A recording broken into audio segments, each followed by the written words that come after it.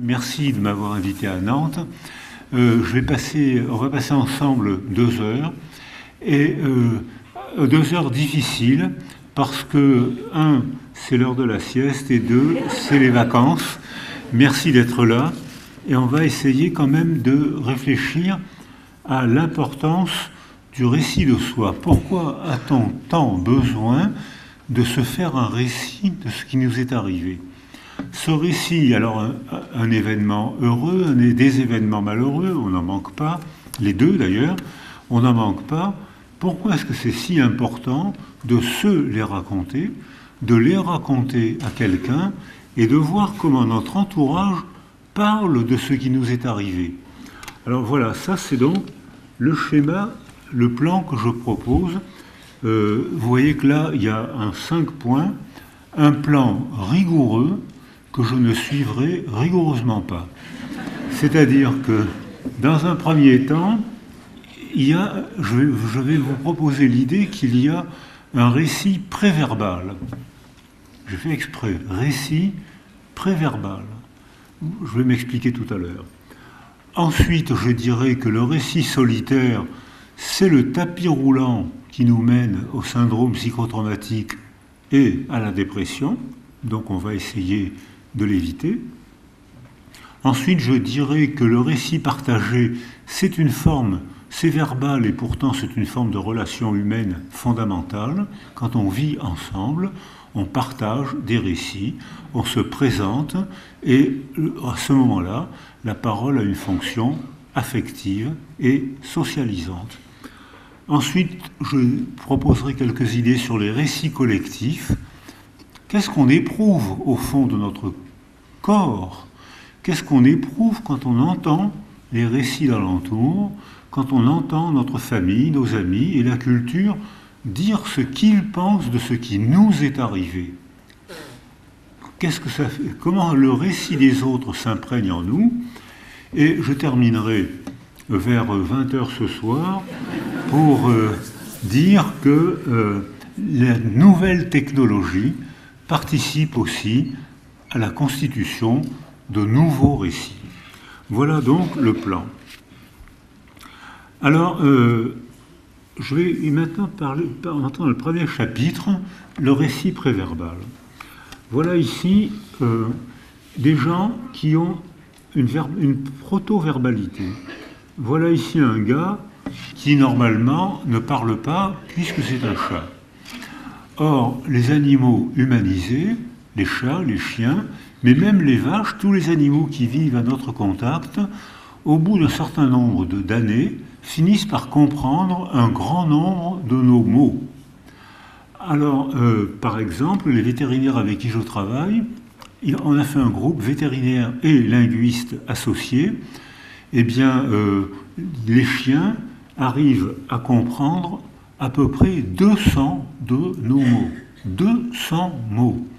Je connais beaucoup d'hommes politiques qui ont fait une carrière avec moins que ça. Il y en a un qui a été élu aux États-Unis il n'y a pas longtemps. Et... Donc ça veut... Alors, est-ce que les mots que nos chats, nos chiens, nos vaches et certains hommes politiques comprennent, est-ce que ça désigne la même chose? Je dirais que ça ne désigne pas tout à fait la même chose, mais je critiquerai tout à l'heure. Voilà ici un gars, il n'a pas 20 mois, et pourtant il comprend beaucoup de choses préverbalement. Il comprend énormément des mimiques faciales, il comprend des mots, il comprend des déclarations d'amour, il comprend quand on est fâché, il y a des énoncés préverbaux. Il comprend, il baisse les yeux, il met les mains, il a compris. Donc il y a des énoncés préverbaux, et le mystère dont je parlais ce matin avec les étudiants, pourquoi est-ce que tous nos enfants, quelle que soit la culture, quelle que soit la langue qu'on parle autour d'eux, apprennent toute langue en 10 mois, entre le 20e et le 30e mois, sans école, sans prof, sans livre. Ils apprennent toute langue, même une langue très compliquée, en 10 mois. performance intellectuelle qu'on ne pourra plus jamais refaire de toute notre vie. Votre serviteur, ça fait 65 ans qu'il est débutant en anglais.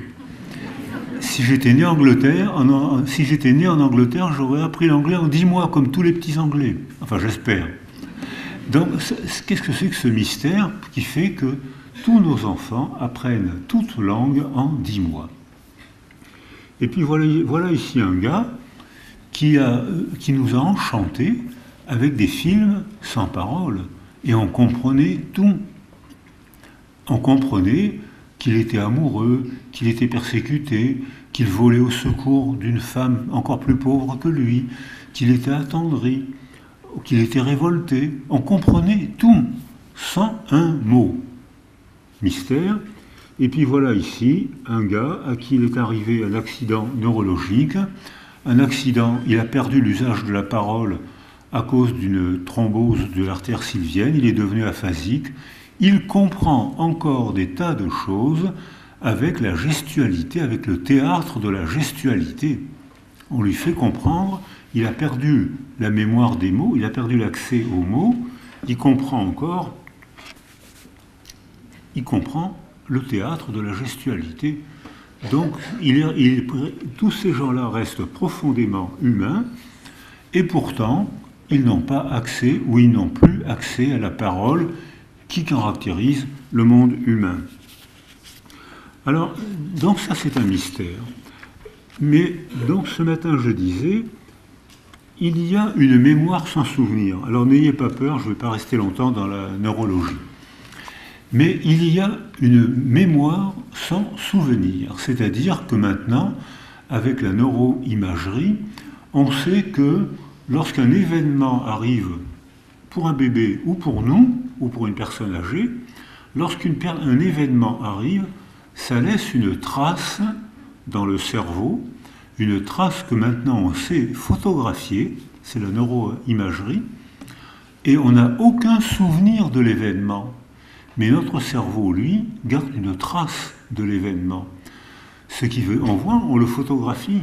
Le circuit des informations, une fois si c'est un choc émotionnel intense, plusieurs fois si c'est un choc émotionnel pas intense, et on voit se tracer un circuit cérébral qui fait que on a une trace dans notre mémoire, on a une trace dans notre cerveau, et que pourtant on n'a aucun souvenir. Alors c'est l'inconscient, ce qu'on appelle l'inconscient cognitif. Alors la première fois que j'ai employé l'expression d'inconscient cognitif dans un milieu de psychanalystes, j'ai provoqué 3 crises d'épilepsie et 2 tentatives d'assassinat. Mais maintenant, c'est parfaitement rentré dans nos mœurs. Il y a l'inconscient cognitif qui représente Yves Agide, qui est un grand nom de la neurologie, dit l'inconscient cognitif, c'est 99% des informations. On ne met en conscience, on ne met en souvenir moins de 1% de ce qui nous arrive. Actuellement, on est tous en train de lutter contre l'attraction terrestre. Notre corps dépense de l'énergie. On lutte, sinon on serait écrasé comme des crêpes par terre. On lutte, notre corps, notre cerveau perçoivent, traitent l'information, et nous, on n'en a aucune conscience. Et c'est le cas de 99% de toutes nos informations. N'arrivent en conscience, ne font souvenir que moins de 1% de toutes les informations. Et ce 1% est fondamental parce que ce 1% constitue notre mémoire de soi. Je suis celui qui a connu telle situation. Je suis celle qui a connu tel traumatisme, triomphé de telle épreuve. Donc ce presque rien dans notre mémoire, ce presque rien nous constitue. Et c'est ce qui fait notre conscience, mais toute une autre part est organisée par notre préconscience, proto-conscience. Alors voilà, donc dans la mémoire préverbale, si un enfant est isolé précocement, au moment où son cerveau, les neurones de son cerveau synaptisent, c'est-à-dire envoient des connexions entre les neurones, 200 000 connexions par minute pendant les premières années. C'est-à-dire que, à ce stade de notre développement, nos bébés, ou nous, quand on était bébé, ont circuité notre cerveau avec toutes les informations du milieu. On n'en a aucune mémoire. On n'a aucune mémoire de nos premières années. On n'a aucune mémoire des années où notre cerveau a été circuité par le milieu. Vous avez bien entendu. Et c'est le cerveau, quand j'étais étudiant en médecine et en psycho, on nous apprenait que le cerveau était dans sa boîte crânienne. Mon œil, il est dans sa boîte crânienne, et pourtant, il est en relation constante avec le milieu, si bien que notre cerveau est sculpté par notre existence. Si on a, au cours des interactions précoces, avant l'apparition de la parole, si on se développe dans une niche affective bien stable et bien sécurisée, donc notre cerveau va bien se circuiter, et les pays d'Europe du Nord qui ont fait leur réforme éducative et leur réforme politique en fonction des données, des théories de l'attachement et des expérimentations biologiques et neuro-imagées des théories de l'attachement, ont fait leur réforme en fonction de ça, il y a 15 ans, et ils ont publié un retour sur investissement, 10 ans après les réformes. Ces réformes consistent à retarder les enfants, retarder l'entrée à l'école, retarder les apprentissages, retarder les premières notes. Les notes apparaissent vers 11 ou 12 ans. L'entrée à l'école est très retardée. Les premières notes apparaissent à 11 ou 12 ans. Bilan de l'UNESCO, l'évaluation PISA, vous savez, l'évaluation scolaire, bilan, pays d'Europe du Nord, médaille d'or. C'est eux qui obtiennent les meilleurs résultats. Les enfants qui sont retardés à 8-10 ans sont médailles d'or à l'âge de l'évaluation à 15 ans. Alors que nous, on a la politique contraire. Et les pays asiatiques ont une politique encore plus contraire, parce que j'ai été invité, j'ai travaillé au Japon et en Chine l'hiver dernier, et j'ai été stupéfait par la minorité de Japonais et de Chinois qui font des performances intellectuelles stupéfiantes, mais j'ai aussi été stupéfait par le nombre d'enfants largués, parce que c'est un sprint constant. Et beaucoup de Japonais m'ont dit, l'école chez nous est devenue une nouvelle forme de maltraitance. C'est-à-dire qu'on surstimule tellement les enfants, ils obtiennent de bons résultats à un prix humain exorbitant. Suicide, psychopathie, troubles psychiques, troubles développementaux. Et ils sont bons, mais ils ne sont pas meilleurs que les Finlandais ou les Norvégiens qui ont la politique opposée. Sauf que les Finlandais et les Norvégiens, les pays d'Europe du Nord, ont de bons résultats et ont des jeunes adultes totalement paisibles. J'ai été stupéfait dans ces écoles d'Europe du Nord de voir que tout le monde souriait. Pas un cri, ni entre les garçons qui d'habitude en France se bagarrent dans les cours d'école, pas un cri, pas une bagarre, que de la politesse. Que des sourires. Alors ça, les Japonais, pour les sourires, ils sont doués. Hein. Ça, ils savent sourire. C'est vraiment il y a le pays l'empire du milieu chez les Chinois et le pays du sourire levant chez les Japonais. Hein. J'ai été charmé par la politesse et le charme relationnel de ces gens. Mais le sourire masque souvent un désespoir intime et un nombre de suicides inacceptables et un nombre de psychopathies, de troubles du développement inacceptables. Est-ce que les bons résultats scolaires qu'ils obtiennent, est-ce que ça vaut un tel sacrifice humain? À débattre, à discuter. Or, ensuite, on voit que lorsque les enfants ont été privés, isolés, et privés d'affection, touchés, parlés, grondés, ça fait partie de l'éducation, on voit qu'il y a une atrophie du cortex préfrontal et que le volume est diminué, et ça se voit au scanner de ville. Là, je parle de résonance magnétique, c'est-à-dire d'outils très pointus, de capteurs techniques très pointus, très coûteux, mais au scanner de ville, on le voit sans difficulté. Hein. S'il y a des médecins neurologues dans la salle, l'atrophie bifrontale par carence affective, Ça se voit dans la vie quotidienne. Parce que les neurones n'ont pas été stimulés par la vie quotidienne. Ces enfants sont isolés, abandonnés, isolés. On ne leur parle pas, on ne joue pas avec eux, on ne les gronde pas. Leurs neurones préfrontaux ne sont pas stimulés, ils paraissent atrophiés.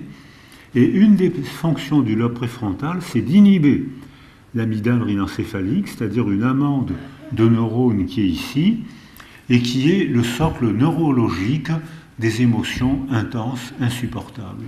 Ce qui revient à dire qu'un enfant isolé affectivement, au cours des premiers mois de sa vie, quelle que soit la cause de l'isolement affectif, violence parentale, négligence affective, abandon parental, précarité sociale, guerre, quelle que soit la cause de l'isolement, de l'abandon de l'enfant, il y a une altération cérébrale, atrophie des lobes préfrontaux, hyper-réactivité de l'amygdale, qui fait que, quand ces enfants arrivent à l'âge de l'adolescence, ils interprètent tout comme une agression.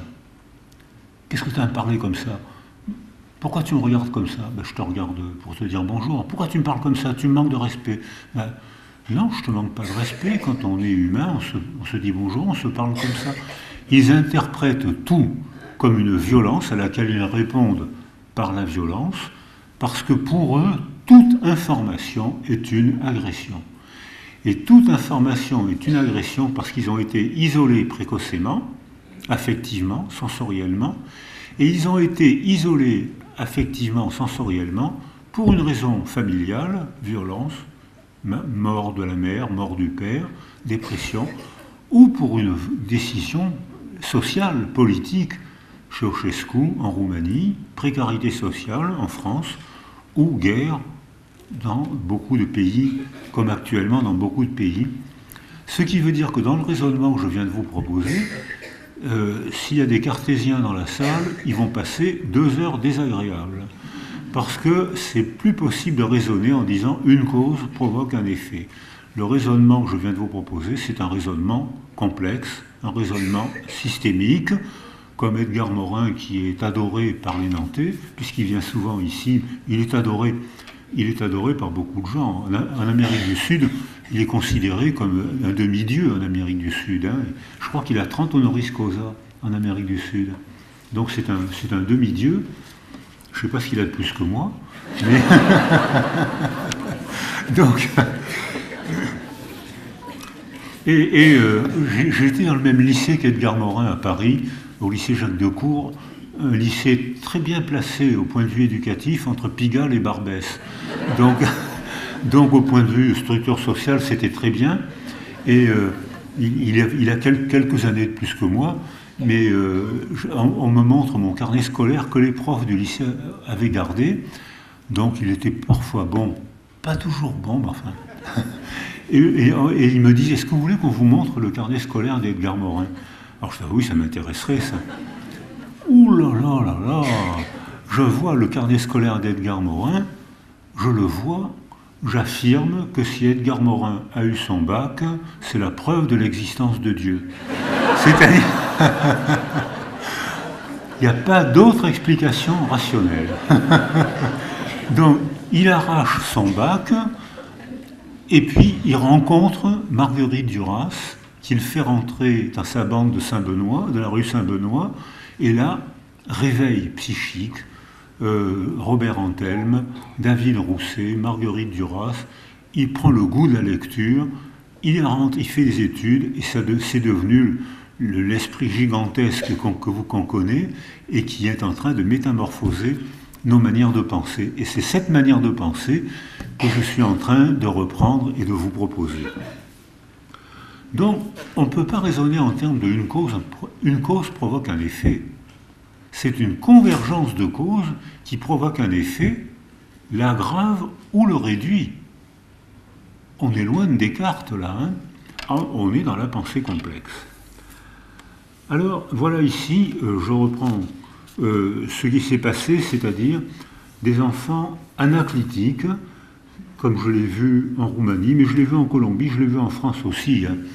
Les enfants abandonnés, isolés sensoriellement, quel que soit leur pays, quelle que soit la religion de leurs parents, quand il n'y a pas de stimulation affective autour d'un enfant, il atrophie son cerveau et il a un déficit cognitif parfois très grave. Résiliable si on propose un substitut affectif rapide à l'enfant, pas facile à résilier si on le laisse isoler longtemps, parce que là le cerveau est altéré, et après des mois d'isolement sensoriel, comme je l'ai vu en Roumanie, mais je ne dis pas de mal des Roumains qui ont fait des progrès fantastiques et qui ont rattrapé énormément de leurs enfants, des centaines de milliers d'enfants ont été isolés sensoriellement. Personne ne leur parlait, personne ne s'occupait d'eux, personne ne jouait avec eux, donc ces enfants ne savaient pas parler, puisque personne ne leur parlait. Donc ils n'avaient pas appris à parler. Ils passaient tout le temps à se balancer. J'ai vu les salles de 80 mètres avec des centaines de lits côte à côte, et les enfants ne faisaient que se balancer. Et il y avait un lit, l'enfant se balançait d'arrière en avant, et il gagnait millimètre par millimètre, et le lit avec l'enfant dedans avait traversé la salle. C'est-à-dire que l'enfant ne faisait que ça. Il n'y avait pas d'altérité, donc il n'y avait que des activités autocentrées qui, progressivement, se transforment en agressivité auto-dirigée, auto-agression, si l'émotion est trop forte, comme on le voit. Alors maintenant, on va rentrer dans la mémoire. Maintenant, on est devenu adulte, et l'idée que je vous ai proposée, c'est que on est sculpté, notre cerveau est sculpté par nos relations précoces. Et je disais, et c'est pas une vue de l'esprit, on le photographie, on le mesure, on le dose. Quand c'est une atrophie bifrontale, on le voit à l'œil nu. Quand c'est des atrophies plus localisées, c'est l'ordinateur qui traite l'information. Quand le cerveau fonctionne, on voit les nappes de neuromédiateurs rouges si le cerveau consomme beaucoup d'énergie. Donc l'ordinateur, il y a un capteur thermique, la chaleur est forte, l'ordinateur le traduit en couleur rouge, on voit une couleur rouge apparaître, jaune, bleu, vert, et si ça fonctionne moins, et on voit que un cerveau qui fonctionne, on voit des circuits de couleurs, c'est assez beau d'ailleurs, c'est beau, on voit un cerveau avec des circuits de couleurs qui passent d'une zone à l'autre. Le cerveau travaille. Alors on ne peut pas lire les pensées, mais on voit les zones où ça travaille.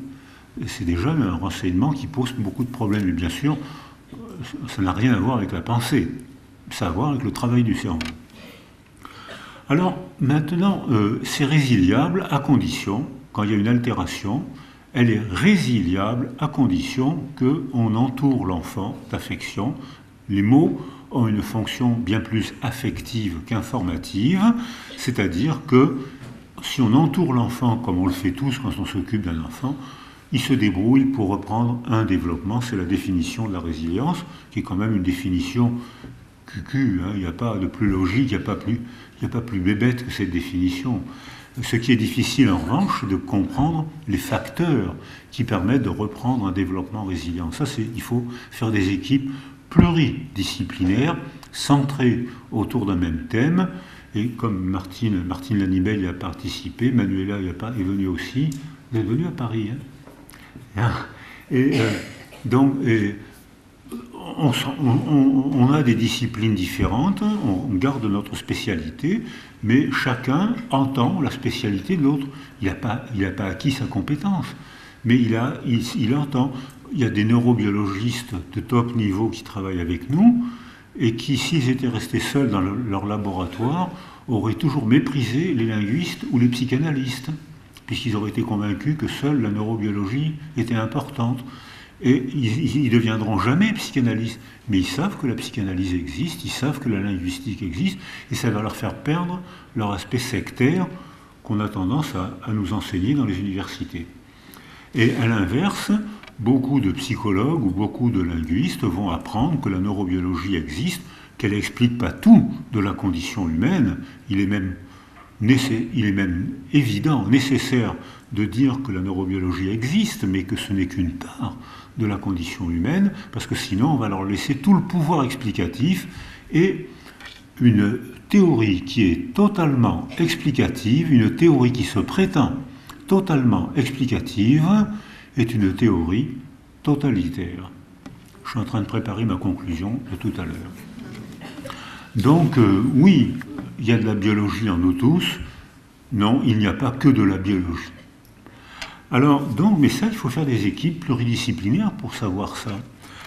Alors, ici, voilà le test que Denis Hofer a fait passer. Alors, Denis Hofer, psychosociologue, fait une population de 77 adolescents âgés de 14 ans et il a fait passer une batterie d'une cinquantaine de questions. Puis, il garde les réponses au questionnaire et 34 ans après, il a gardé les adresses des 77 adolescents, il envoie des lettres, des coups de téléphone, et il en retrouve 67 sur les 77. Et il leur repose les mêmes 50 questions. Mais lui, il a les réponses. Les ex-adolescents, âgés à ce moment-là de 48 ans, ont oublié les réponses qu'ils avaient faites 50 ans avant. Ils ont complètement oublié. Mais Denis Hofer a les réponses sous les yeux. Et j'en ai isolé 3 pour l'exposé d'aujourd'hui. À l'âge de 14 ans, est-ce que tu t'ennuies à l'école? 25% des adolescents répondent « Je m'ennuie beaucoup à l'école ». À l'âge de 48 ans, est-ce que vous vous êtes beaucoup ennuyé à l'école? Ils sont 58% à dire « Qu'est-ce que je me suis ennuyé à l'école ?» Est-ce que tu es populaire à l'école? À l'âge de 14 ans, 25% disent « Oui, ça va, j'ai des copains, des copines, je me débrouille ». À l'âge de 48 ans, ils sont 53% à dire « Qu'est-ce que j'étais populaire à l'école? Les femmes étaient folles de moi, donc je n'avais que des amis. » Il commence l'exposé où il y avait encore des punitions corporelles étaient autorisées à l'école, et c'était l'époque où les enseignants avaient le droit de battre les enfants. Alors il y a des gens dans la salle qui, comme moi, qui sont de la qualité d'avant-guerre, et on disait ça des camemberts, vous vous rappelez la qualité d'avant-guerre. Et donc moi je suis une camembert d'avant-guerre, et on disait, tu as compris le théorème de Pythagore? Viens ici, mets tes mains comme ça. Bang, on recevait un coup de règle sur le bout des doigts, ça faisait très mal, et hop, on comprenait le théorème de Pythagore. Alors, ces méthodes éducatives ne sont plus possibles aujourd'hui, et les résultats scolaires d'ailleurs déclinent, vous avez sûrement remarqué. Donc, et quand Denis Hofer pose, est-ce que tu es humilié par ces punitions corporelles? 82% des adolescents répondent « Je suis humilié d'être battu en public ». À l'âge de 48 ans, ils ne sont plus que 30% à dire « Oh, j'en ai vu d'autres, hein, c'est pas bien grave, tout ça ». Ce qui veut dire que notre existence de la vie quotidienne, passer des concours, étudier, travailler, avoir des échecs comme tout le monde, échecs affectifs, échecs sociaux, échecs sportifs, enfin des choses graves, quoi. Le fait... Notre existence modifie la manière dont on se représente nos souvenirs. Vous avez bien entendu. Nos souvenirs évoluent avec notre âge et avec nos conditions d'existence. Si j'écris ma biographie à l'âge de 20 ans, je ne vais pas du tout faire la même autobiographie qu'à l'âge de 40 ans, ou à l'âge de 60 ans, ou à l'âge de 80 ans. Je ne vais jamais mentir, ça ne sera jamais la même autobiographie, parce que ce qui est important à 20 ans n'est pas ce qui est important à 60 ans ou à 80 ans. Ça a été remanié quand je pense que j'ai souffert. Elle m'a quitté, j'avais 14 ans, elle m'a quitté, j'ai terriblement souffert. Heureusement qu'elle m'a quitté. Et pourtant, qu'est-ce que j'ai souffert? Donc voilà, on remanie constamment la représentation de son passé et de son autobiographie. Alors, avec Michel Delarge, on a fait à l'université à Toulon une expérimentation très simple. Michel commence un cours et un compère qui ne fait pas partie des étudiants rentre dans la salle et 10 minutes après le cours, il provoque un scandale et on convient des mots qu'il doit dire et il est filmé pendant qu'il provoque le scandale Et alors il y a des mots convenus, et on le filme pour savoir quels sont les vêtements. Et Michel qui fait le cours, Michel Delage qui fait le cours, a pour consigne d'augmenter la parole pour empêcher les étudiants de parler ensemble. Et le gars provoque son scandale en disant « Qu'est-ce que c'est que ces idioties? Je croyais venir à un cours d'anthropologie espagnole et je viens à un cours de psychologie sans intérêt. » Et il part en claquant la porte. Mots convenus, vêtements convenus, Michel force la voix, les étudiants grattent et Michel finit son cours. Un mois après, Isabelle passe un questionnaire. Vous vous rappelez le cours de M. Michel sur le tel truc? Je me rappelle. Voulez-vous répondre à ces questions? Alors parmi les questions, c'est comment était-il habillé, quel mot a-t-il dit, et comment vous interprétez cet événement? Il y avait 50 étudiants dans la salle. C'était des études de psychologie, donc il y avait une majorité de filles. Donc elles attachent de l'importance aux vêtements. Sur les 50 étudiants, un mois après, il y en a 4 qui disent « il ne s'est rien passé ». On a la preuve que 10 minutes après le cours, ils étaient déjà en sommeil profond. Donc, 46 répondent « comment était-il habillé ?» C'est pour ça que je souligne l'importance des femmes. Alors, invraisemblable, il avait un pull vert. Ah ben non, il avait un pull blanc avec un col vert. Ah ben non, il avait un pull rouge. Ah ben non, aucune cohérence. Il avait un chignon. Mais non, il avait les cheveux sur le côté. Mais non, il avait les cheveux courts. Il y en a même une ou un qui a dit qu'il avait un casque de moto. Vous voyez le gars qui vient prendre un cours de psycho avec un casque de moto. Un coup, c'est si vite arrivé, un mauvais coup, mais enfin quand même. Alors, comment expliquer ça? Et alors, surprise, les mots avaient été mieux retenus que les images. Contrairement à ce qu'on avait prédit, on s'attendait à ce que les images soient mieux retenues que les mots, et ça a été le contraire. Je ne sais pas l'expliquer. Alors, on dit avec Michel, il faut qu'on refasse ça de manière un peu mieux organisée pour essayer de comprendre pourquoi les mots et les images n'ont pas la même mémoire. Alors voilà le dispositif expérimental qu'on a fait.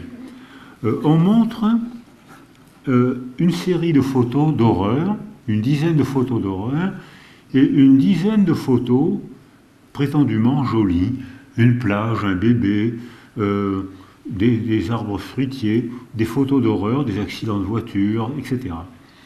Une population de gens à qui on montre les photos avec pour consigne de ne pas dire un mot. On dit aux gens, on ne dit pas un mot. On passe les photos, sans dire un mot. Une autre population à qui on montre les mêmes photos avec pour consigne de commenter les photos. Vous voyez cette photo-là, qu'est-ce que vous en pensez? Cette photo-là, qu'est-ce que vous en pensez? Les gens rentrent chez eux, on les revoit un mois après. Monsieur, madame, population qui n'a pas parlé expérimentalement. Vous vous rappelez les photos? Oh oui, je me rappelle. Est-ce qu'il y avait des photos d'horreur? Oh oui, il y en avait. Essayez de décrire les photos. De quoi? Qu'est-ce que vous vous souvenez? Comment décrivez ces photos? Ah, il y avait une femme qui était balafrée de tous les côtés. C'était profond, elle avait les yeux crevés, le nez cassé. Mais est-ce qu'il y avait aussi des photos, des belles photos? Oh, oui, je crois qu'il y en avait une ou deux, oui. On reprend la population de gens qui avaient pour consigne de parler, de commenter les photos. Monsieur, madame, vous vous rappelez les photos? Ah oui, très bien. Est-ce qu'il y avait des photos d'horreur? Oui, je crois, je me rappelle une photo, il y avait une dame au visage balafré, mais c'était une coupure superficielle. Il suffisait de lui passer un gant de toilette et de faire un point de suture. C'était rien du tout. Mais est-ce qu'il y avait des photos, des belles photos aussi? Ah oui, je me rappelle une photo où il y avait un champ de coquelicots rouges. Le fait d'avoir parlé tout de suite après l'événement, d'avoir montré l'image de l'événement, le fait d'en avoir parlé avait modifié la représentation du passé. C'est-à-dire que les récits avaient été induits bénéfiquement par le fait d'en avoir parlé, maléfiquement par le fait de ne pas en avoir parlé.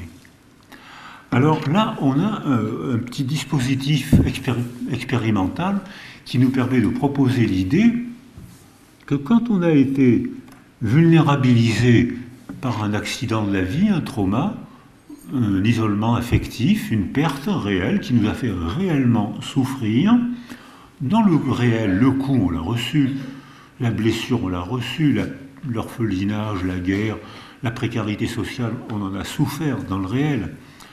Dans la représentation du réel, on a une possibilité, un degré de liberté qui nous permet, si on s'y attelle, qui nous permet de remanier la représentation du réel par le récit qu'on en fait. Et là, on a un degré de liberté.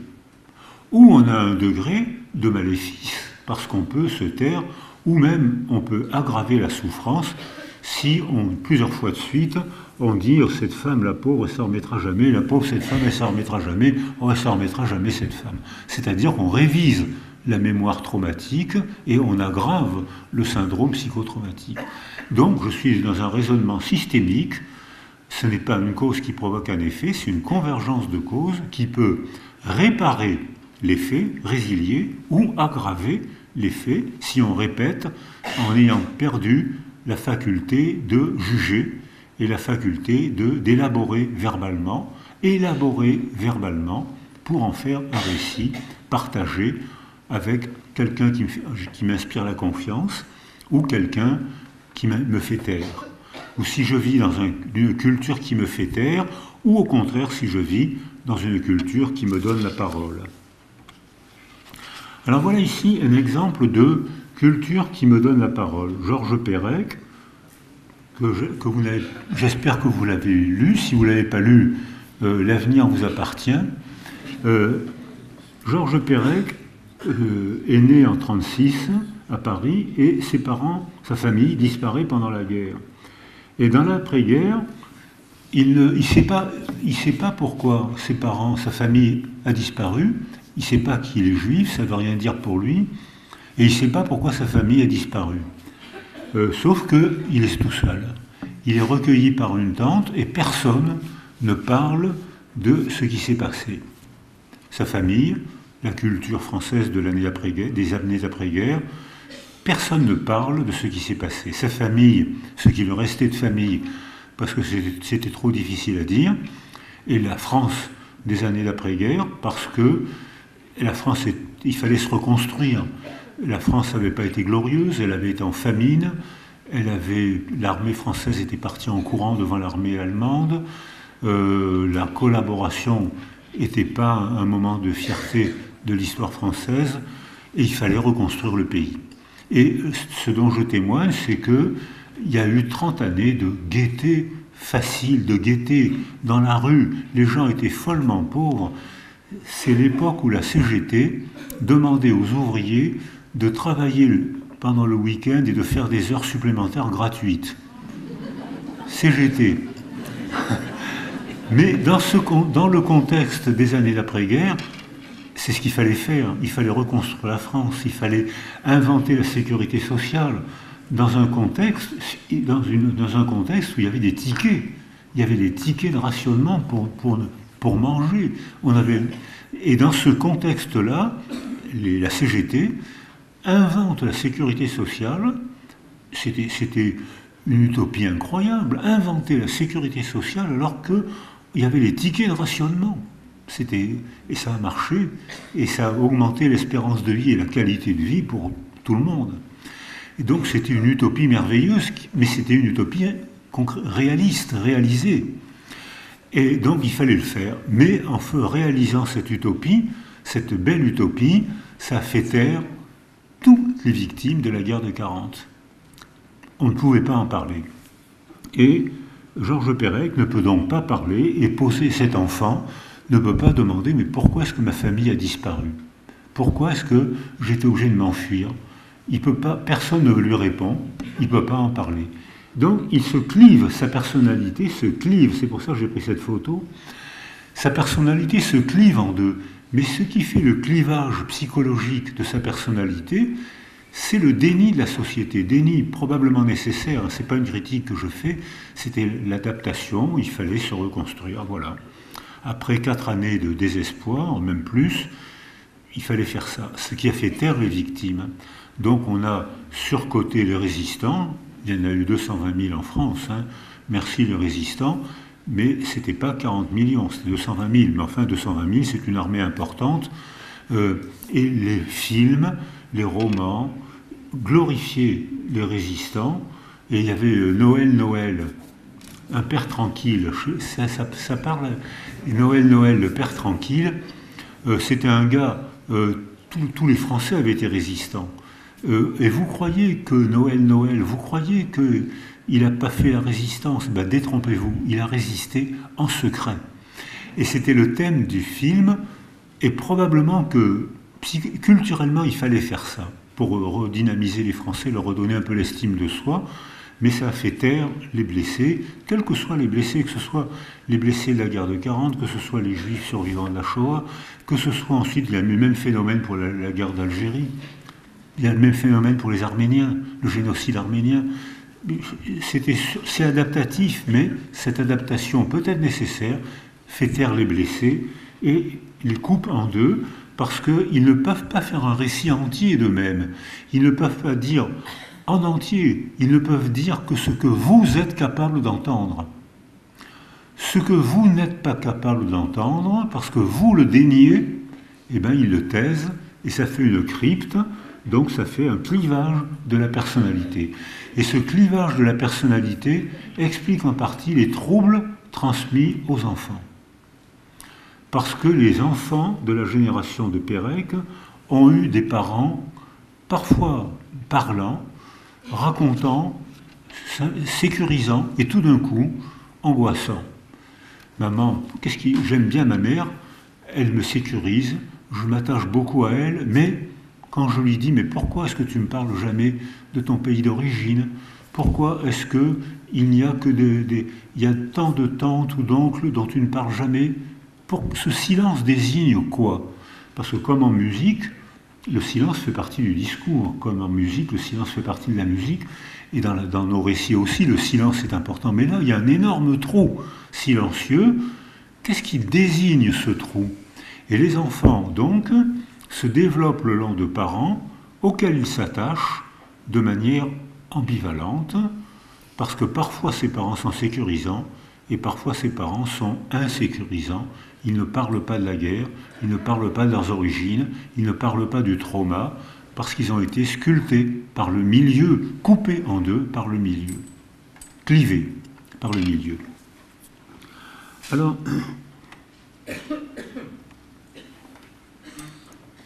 mystère. Voilà. D'où l'importance, donc, de la littérature de la résilience. Et là, il est tout à fait important de préparer les gens. On ne peut pas dire, surtout quand il y a eu un trauma, quand il y a eu une guerre, on ne peut pas le dire brutalement. D'abord parce que le blessé, le survivant émotionnellement, c'est pas possible de le dire. Tu sais, ton père que tu aimes tant, il a été en prison pendant 4 ans. Ou ton père ou ta mère que tu aimes tant, c'est la seule survivante de la famille. Qu'est-ce que c'est? Pourquoi est-ce qu'on a tué tous les gens de la famille de ma mère? Qu'est-ce que c'est que ça?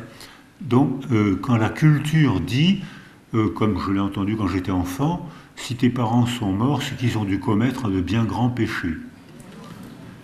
Qu'est-ce que c'est que ça? Mes parents ont commis des grands péchés. C'est pour ça qu'on les a tués.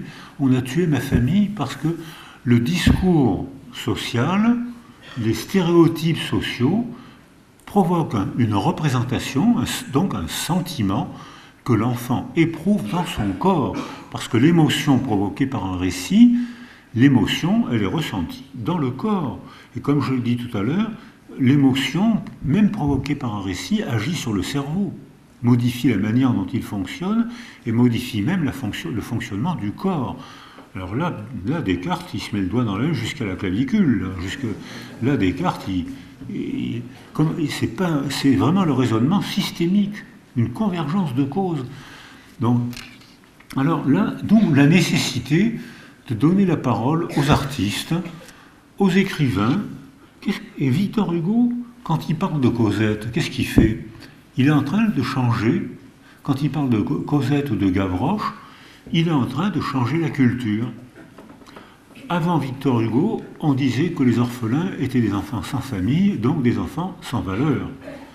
Donc les filles, on les préparait, on en faisait des bonnes à tout faire, et les garçons, on en faisait des garçons de ferme. Parce qu'ils n'ont pas de parents, donc ils ont moins de valeur. Donc c'est même pas la peine de les envoyer à l'école, c'est même pas la peine de les instruire. Et en effet, ne les envoyant pas à l'école, eh ben, ils n'apprenaient pas à lire, à écrire, ils avaient du mal à se socialiser, c'est-à-dire que c'était la prophétie auto-réalisatrice où on créait ce qu'on observait. Ils se développent mal parce que puisqu'on les entoure mal, eh ben, ils n'ont pas de raison de bien se développer. C'est des récits qu'on entend encore aujourd'hui. Hein. Regardez de quel quartier il vient. Comment voulez-vous qu'il fasse des études en venant de ce quartier? Quand j'étais enfant, j'ai entendu ça pour moi. Comment voulez-vous qu'il fasse des études? Comment voulez-vous qu'il apprenne un métier? Donc quand j'entends dire ça aujourd'hui, quand j'entends dire aujourd'hui, regardez la famille de ce gosse, regardez de quel quartier il vient, c'est pas la peine de demander une bourse, il n'est pas capable de faire des études. Ça évoque dans ma mémoire à moi, ça évoque des blessures dans ma mémoire à moi, et je suis indigné qu'on dise ça de certains enfants d'aujourd'hui. Alors que quand on entoure ces enfants, eh ben, ils feront comme tout le monde, ils auront leur part d'échecs. On va découvrir certains d'entre eux qui vont faire des performances passionnantes, et la majorité, ben, ils vont faire comme nous tous, ils vont se débrouiller, parfois bien, parfois moins bien, comme nous tous dans la salle. Hein. Mais Victor Hugo, en parlant de Cosette et de Gavroche, suggère, en faisant une fiction mon œil, hein, en faisant une fiction, dit « Ces enfants ont un monde intime, on ne peut pas les abandonner comme ça, on ne peut pas les laisser mourir, si on s'en occupe un peu, quelques-uns vont reprendre, ils ont un monde intime, et quelques-uns vont reprendre un bon développement. » Définition de la résilience. Alors voilà ici même, là j'ai pris ça, je crois que ça doit être Don Carlos peut-être, mais s'il y a des amoureux de l'opéra, il y a toujours des amoureux de l'opéra. Ma femme est comme ça, elle entend le premier cri de l'opéra, elle sait de quel opéra ça vient, elle saurait sûrement. Je crois que c'est Don Carlos, mais j'en suis pas sûr. Hein. Et là, on voit que si vous allez à l'opéra, les femmes à l'opéra, qu'est-ce qu'elles ramassent? Alors là, vraiment... mais c'est pas dit de manière géniarde, c'est dit de manière sublime. Ah, c'est extraordinaire, on pleure, c'est magnifique, il n'y a que de la mort, il n'y a que de l'horreur, c'est magnifique. Bon, c'est métamorphosé par la musique, par le livret. Je ne gémis pas de mon passé, j'en fais une représentation lyrique qui va vous émouvoir. Je peux parler avec vous, je peux transformer un trauma en représentation émouvante, comme l'a fait Victor Hugo, Charles Dickens, comme l'ont fait ces écrivains, comme le fait l'opéra italien ou l'opéra russe. L'opéra russe est plus social, hein. C'est-à-dire que déjà c'est les Teutons, Ivan le Terrible qui écrase les Teutons c'est déjà plus collectif. Alors que dans l'opéra italien, c'est vraiment des gens qui connaissent de merveilleuses tragédies. Alors on voit que finalement, la manière de parler maudit d'un trauma autour de soi, les récits d'alentour modifient la manière dont le blessé éprouve son trauma.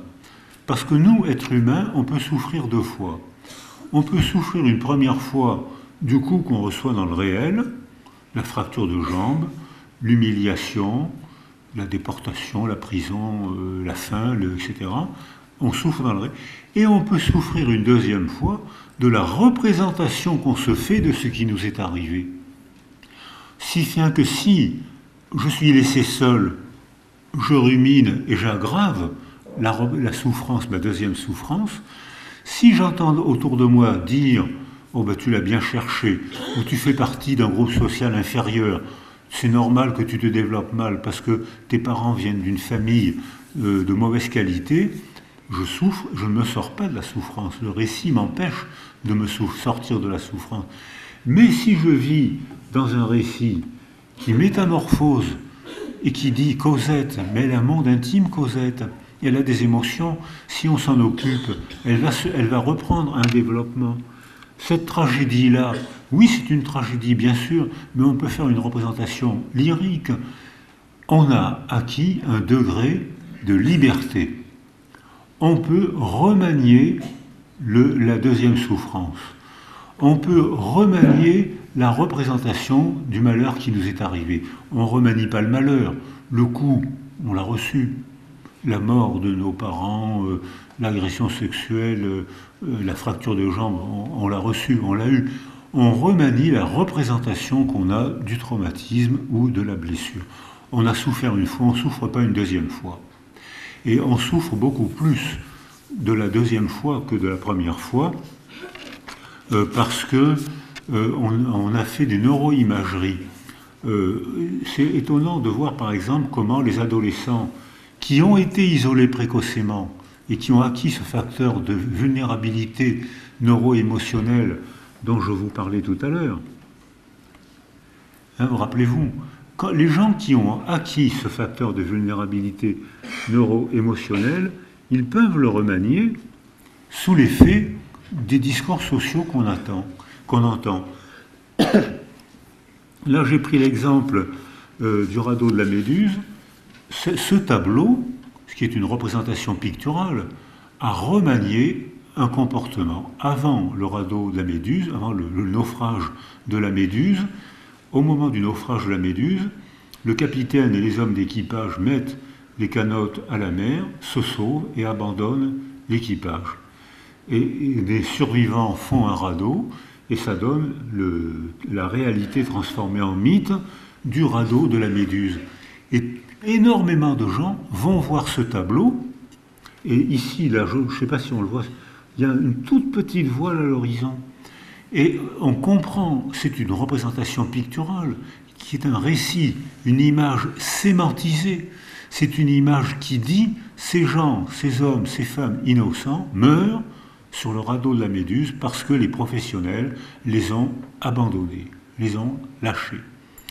Et ça provoque un scandale, ce tableau-là provoque des récits, provoque un scandale et rentre dans la culture une nouvelle opinion. Quand il y a un bateau fait un naufrage, le professionnel, le capitaine et l'équipage doivent d'abord s'occuper des passagers. Et ensuite, et le capitaine quitte le bateau le dernier. Et ça a été un changement comportemental, ça a été un changement dans la culture. Le tableau pictural, provoquant des récits, provoquant des débats, a changé la morale et l'occupation de ces récits. Et alors voilà, ça, donc je vais 5 minutes avant les questions. On sait que les êtres humains, monsieur et madame Sapiens, Homo habilis est au monde depuis 2,5 millions d'années. Or, nous, êtres humains, on ne parle que depuis 200 000 ans. Ce qui veut dire que pendant 2,3 millions années, nous, êtres humains, on a été au monde sans parler. On communiquait comme les animaux. On communiquait par des mimiques, des postures, des cris. On communiquait comme les animaux. Donc ça veut dire que on a mis 2,3 millions années avant d'inventer le truc du signe, de la convention arbitraire du signe de la main, du dessin, des tambours. On communiquait par tambour avant de savoir parler, avec un code. On communiquait par des images avant de savoir parler, avant d'inventer l'arbitraire du signe qui nous permet d'inventer les mots et de faire des récits. Or, on le sait ça parce que il n'y a pas eu de mutation génétique et on voit apparaître sur la face interne du lobe temporal gauche, on voit apparaître l'empreinte de l'artère sylvienne. Donc on sait que, parlant, ça a provoqué une hypertrophie des 2 lobes temporaux qui ont marqué l'empreinte à la face interne de l'écaille temporale, c'est la zone du langage. On sait que chez les êtres humains, on sait que c'était les êtres humains parce que l'ADN nous dit que c'est les êtres humains, c'était les êtres humains qui ne parlaient pas. Quelque chose s'est passé de culturel, d'une entente qui fait qu'on a inventé le code, l'arbitraire du signe, on s'est mis à parler, notre cerveau s'est développé de manière différente il y a 200 000 ans, et à ce moment-là, on a créé le monde de l'artifice, artifice de l'outil et artifice du verbe. On crée le monde humain. Et ces récits,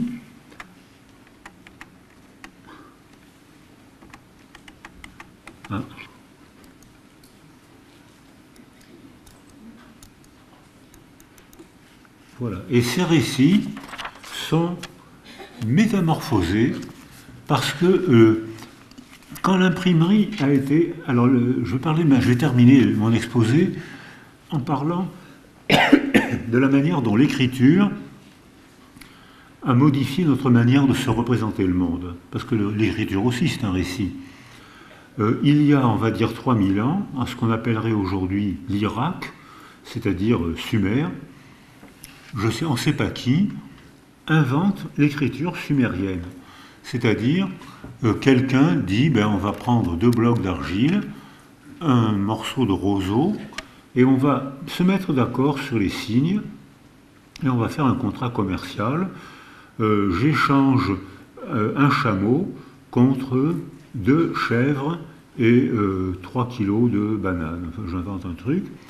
On va échanger nos calculi, et j'aurai la preuve d'un contrat. On le fait sécher l'argile au soleil, et ça y est. Et ça veut dire qu'en inventant un arbitraire du signe écrit, on matérialise la pensée. On lui donne le fait d'écrire, donne une impression de matérialité supérieure à la vocalité. On dit les paroles s'envolent, les écrits restent. Et probablement, c'est parce que l'écrit est presque plus matériel, alors qu'en fait, l'écriture représente un monde totalement absent. Mais on a la trace écrite, matérielle. Ensuite, on a l'invention de l'imprimerie. Alors là, je retrouve la pensée complexe, c'est-à-dire que l'imprimerie, invention technologique élémentaire, 2 best-sellers. Premier best-seller, la Bible. Deuxième best-seller, le marteau des sorcières. Comment torturer quelqu'un pour obtenir une conversion sincère au christianisme? J'ai été en Colombie il n'y a pas longtemps, ou à Carthagène, où il y avait l'inquisition chrétienne, et j'ai vu les instruments de torture facilités par l'imprimerie pour obtenir la conversion sincère des Indiens. Je peux vous assurer que je comprends, quand on voit les instruments de torture, je peux vous assurer qu'on se convertit sincèrement au catholicisme ou à n'importe quoi. Donc, effet bénéfique, on va vivre ensemble. Effet bénéfique, j'habite à Toulon, port de guerre, où il y a des marins, moins qu'à Nantes, mais il y a des marins aussi.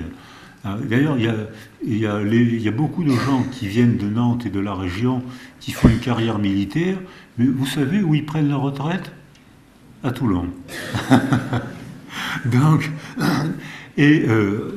On retrouve les archives des militaires et on retrouve, avant l'invention de l'imprimerie, le seul maître, il y avait des rapports de dictature indiscutables, parce que le seul maître à bord après Dieu, c'était le capitaine. Pour une raison bien simple, c'est qu'on ne pouvait pas se révolter contre le capitaine. Si on le balançait par-dessus bord, tout le monde mourrait, puisque c'était le seul à savoir faire le point. Et dès l'instant où l'imprimerie est inventée, un homme d'équipage comprend rapidement comment il faut faire pour faire le point. Il a des feuilles, il hésite, il parle avec quelqu'un, il fait son travail scolaire, il apprend sans peine comment il faut faire le point. Dès que le savoir est partagé, on peut balancer si le capitaine est dictatorial, on peut le balancer par-dessus bord. Il y aura toujours un homme d'équipage qui saura faire le point et ramener le bateau à bon port. le partage du savoir est le premier pas vers la démocratie. Donc, effet bénéfique de l'écriture, partage du savoir, effet maléfique de l'écriture, le marteau des sorcières. Même raisonnement pour Internet aujourd'hui, effet bénéfique pour Internet, en temps réel, on arrive à savoir des choses stupéfiantes. Moi, c'est de la magie. C'est de la magie. Je me souviens que quand j'étais interne, il y avait des gens qui prétendaient, c'était l'époque où les antibiotiques faisaient des prouesses. Ils sont bénéfiques, mais on en a trop donné et ils commencent à être moins efficaces. Mais dans les années 55-60, on donnait des toutes petites doses d'antibiotiques qui étaient prodigieusement efficaces. C'est comme ça qu'on a fait disparaître la syphilis. Maintenant, elle réapparaît parce que justement, il y a des gens il y a d'autres facteurs, d'autres variables. Mais pendant un moment, on a vraiment cru qu'on avait fait disparaître la syphilis. Et puis maintenant, elle réapparaît. Or, on voit effet bénéfique. J'entends un prof, dire la schizophrénie est donc d'origine bacillaire et c'est un traitement antibiotique qui va guérir la schizophrénie. Tous les jeunes psychiatres me disent « Mais qu'est-ce que tu racontes ?» Je dis « Mais oui, j'ai entendu le professeur Untel dire ça, des grands noms de notre discipline. Mais je te crois pas. C'est pas possible qu'un tel ait dit qu'un antibiotique allait guérir la schizophrénie. C'est pas possible. » Je tape sur cette redoutable machine et je vois presque en temps réel apparaître les publications du gars prouvant que il avait bien, je vois en temps réel, mais je vois en même temps apparaître sur ces machines qui sont des boîtes à ordures. C'est devenu en même temps des boîtes à ordures, des diffamations incontrôlables sont mises sur ces machines. Et quand j'ai remis le rapport sur le suicide à Jeannette Bouham, j'ai un peu tapé sur l'Internet pour savoir ce que les autres pensaient du suicide, et surtout dans d'autres cultures, au Japon où il y a beaucoup de suicides, en Chine, ce que disaient les enquêtes. J'ai été en relation instantanée avec les universitaires qui travaillaient sur le suicide au Japon et en Chine. Donc c'est une machine merveilleuse. Je tape un peu au hasard, une dame, sa fille de 17 ans, se suicide. La dame dit, je l'entendais chantonner dans sa chambre, je l'appelle et je lui dis, viens, la table est mise, viens manger. J'entends le silence, je m'étonne, je monte dans sa chambre, je la trouve pendue. Elle éprouve le besoin de dire ce traumatisme terrifiant. Elle éprouve le besoin de le mettre sur Internet. Commentaire, pauvre conne, t'avais qu'à mieux la surveiller. Donc on voit, c'est la merveille et l'horreur, comme l'imprimerie. Et voilà un peu la nécessité du débat démocratique. Je vais terminer là-dessus. Lorsque on fait un débat, on ne peut pas être d'accord. On n'a pas le même sexe, on n'a pas les mêmes intérêts, on n'a pas les mêmes histoires, on n'a pas la même religion, on n'a pas les mêmes cultures. Comment voulez-vous qu'on soit d'accord ? Comment ? Donc on ne peut que se mettre d'accord. On ne peut pas tous voir la même vérité, on ne peut pas tous voir le même monde, on n'a pas le même développement, on n'a pas les mêmes origines, on n'a pas la même histoire, on est tous façonnés, structurés, sculptés par des développements et des histoires différentes. Comment voulez-vous qu'on soit d'accord sur une seule vérité ? On ne peut que se mettre d'accord, écoute, on partage la même langue, la même culture, les mêmes territoires, les mêmes intérêts, on va se mettre d'accord, et donc la nécessité du débat démocratique. Mais ça, ce n'est pas un débat démocratique, c'est un langage totalitaire. Il n'y en a qu'un qui a la vérité, et il va imposer sa vérité, et tous ceux qui ne seront pas d'accord seront déportés, rééduqués, torturés, excommuniés. C'est le langage totalitaire. Et ça existe, et un très grand nombre de dictateurs ont été élus démocratiquement. Et encore aujourd'hui, au Proche-Orient, un très grand nombre de dictateurs ont été élus démocratiquement, et j'espère que ça ne va pas nous arriver. Donc voilà ici le langage totalitaire. Donc je vais terminer quelques-uns. Voilà ici l'idée que je vous propose, c'est qu'il faut distinguer ce qui est dans le réel, et là il faut des scientifiques pour traquer le réel avec des méthodes scientifiques, et il faut distinguer ce qui est dans la représentation du réel, où là on a un degré de liberté, donc de responsabilité. Donc là on peut agir par nos récits, par nos représentations, pour remanier le réel intentionnellement, pour vivre ensemble. Alors là je me suis photographié, et pour vous dire que je me vois dans le réel à peu près comme vous me voyez, mais j'ai réussi aussi à photographier la représentation que je me fais de moi, l'idée que je me fais de moi, et cette idée, la voilà.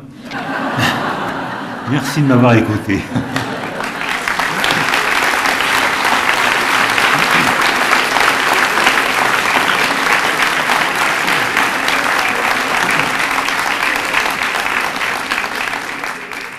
Merci, professeur. Vous êtes magnifique, vraiment. C'est ressemblant, hein? C'est très ressemblant. Je ne savais pas que j'avais déjeuné avec ce bel homme. Oui, j'avais la mèche de cheveux qui me tombait dans les yeux. Nous avons un temps pour les questions, donc réflexions et autres interventions, peut-être autres que sur la plastique de Boris Cyrulnik. Quoique. Alors, monsieur.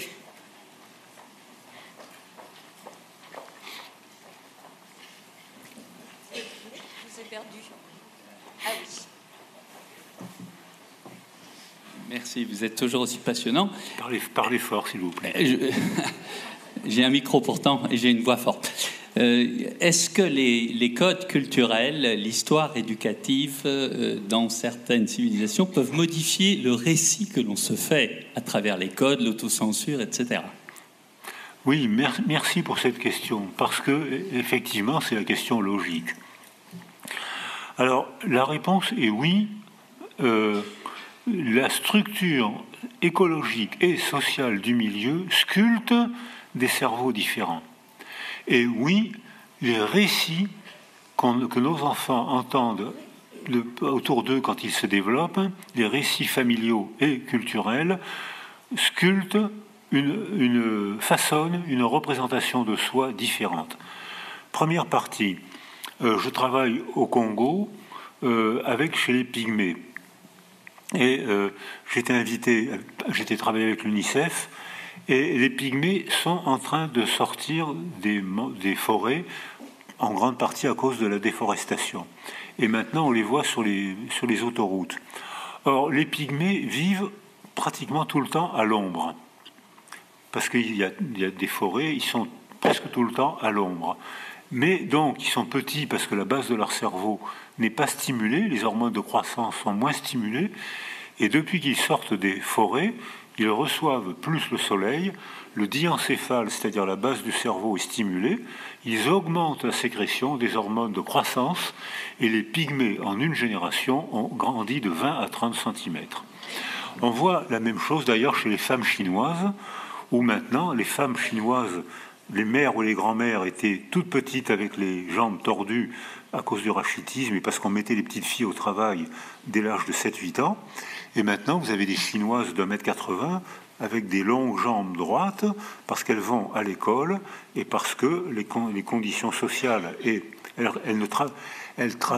sont assises, alors que quand une petite fille ou un petit garçon travaille dès l'âge de 7-8 ans, les cartilages de conjugaison sont tassés et pour peu qu'ils soient un peu rachitiques, ils arrêtent la croissance de leurs jambes.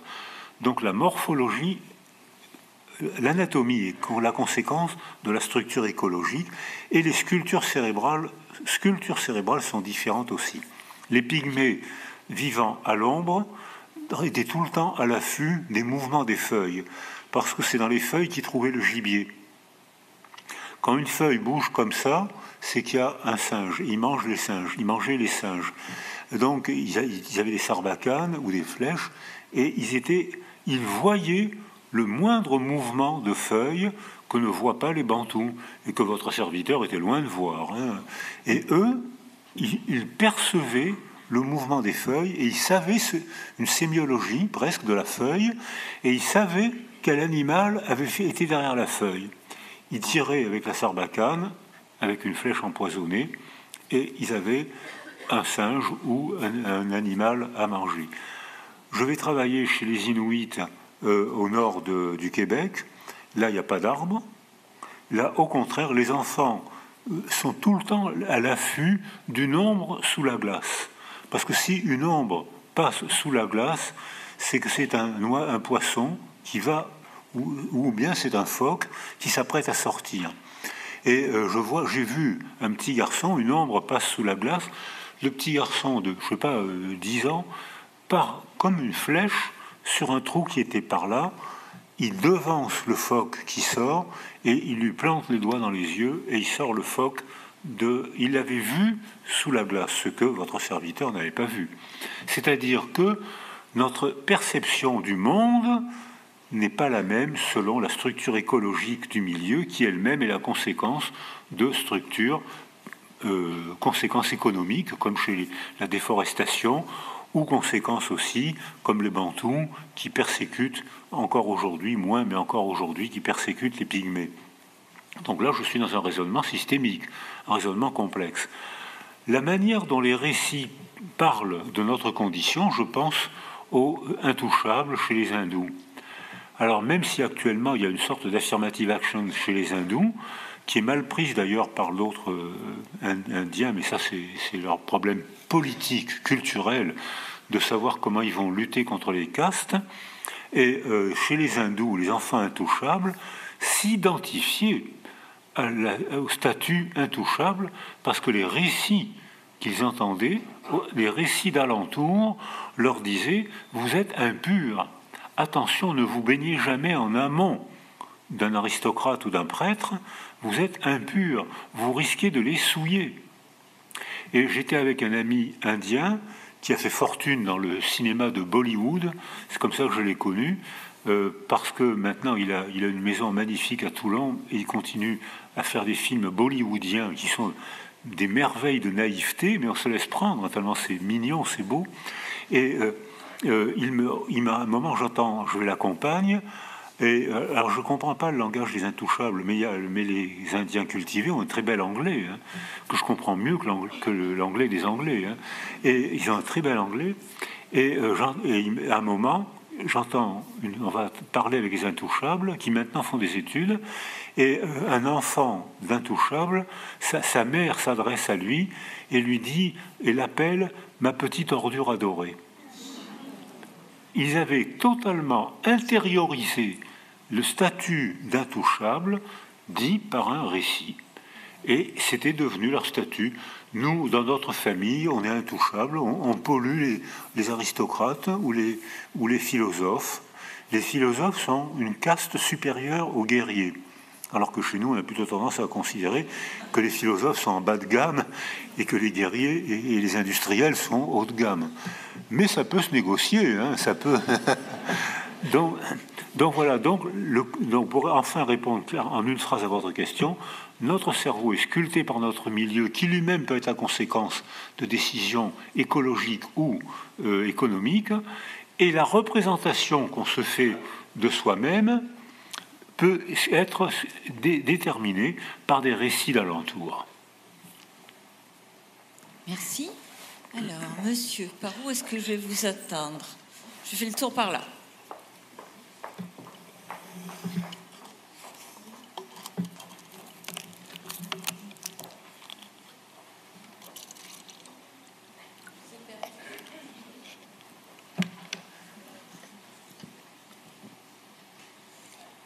Est-ce que ce qui se vit au niveau personnel, individuel, que vous avez très bien expliqué, peut se retrouver au niveau d'un groupe d'humains, même un grand groupe d'humains, une nation? Je pense en particulier, parce que ça fait partie du débat un peu aujourd'hui, de ce qu'on appelle un récit national, qui est toujours enjolivé. Faut-il garder un récit national enjolivé pour pouvoir se regarder dans la glace, ou faut-il absolument s'autodétruire pour les mauvaises choses que nous avons faites? Voilà un peu ma question. Alors, merci pour votre question, mais c'est la question redoutable. Parce que, alors, on ne peut pas ne pas faire de récit de soi, de notre mythe familial et de notre mythe national. On ne peut pas ne pas en faire. Mais bien sûr, quand on fait un récit, ce récit est presque intentionnel. Je vais souvent en Allemagne, où les jeunes Allemands sont extrêmement honnêtes et courageux. Et ils parlent beaucoup du bombardement de Dresde, qui est un crime fait par les Anglais. Les Français y ont un peu participé, mais surtout l'aviation anglaise qui a bombardé une ville magnifique où les Allemands avaient dit, la phrase c'était « il n'y aura pas un fusil à Dresde ». Et l'aviation anglaise a rasé Dresde. Je ne suis pas sûr du chiffre, mais je crois qu'il y a eu 200 000 morts. Alors dans ces cas-là, les chiffres varient beaucoup selon les enquêtes, mais enfin, il y a eu la ville a été rasée et il y a eu énormément de morts. Alors qu'ils avaient dit, c'était une population civile. Ils avaient dit, il n'y aura pas un fusil. Donc c'est un crime. En France, qui parle des bombardements de Dresde? Personne. Alors ça veut dire que le simple fait, on ne peut pas tout dire.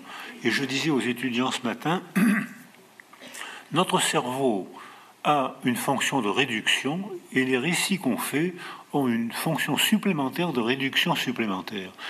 Mais c'est comme ça qu'on donne une forme visible et compréhensible à notre monde.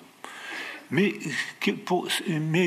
si on devait tout percevoir, on serait bombardé d'informations hétérogènes et on serait confus, on ne pourrait rien percevoir. C'est ce qui se passe après une intoxication cérébrale ou après un traumatisme crânien où notre cerveau ne peut plus sélectionner les informations et il est bombardé d'informations et notre monde n'a plus de forme et on ne sait plus comment se comporter. Même raisonnement pour les récits nationaux. Le récit national donne une forme.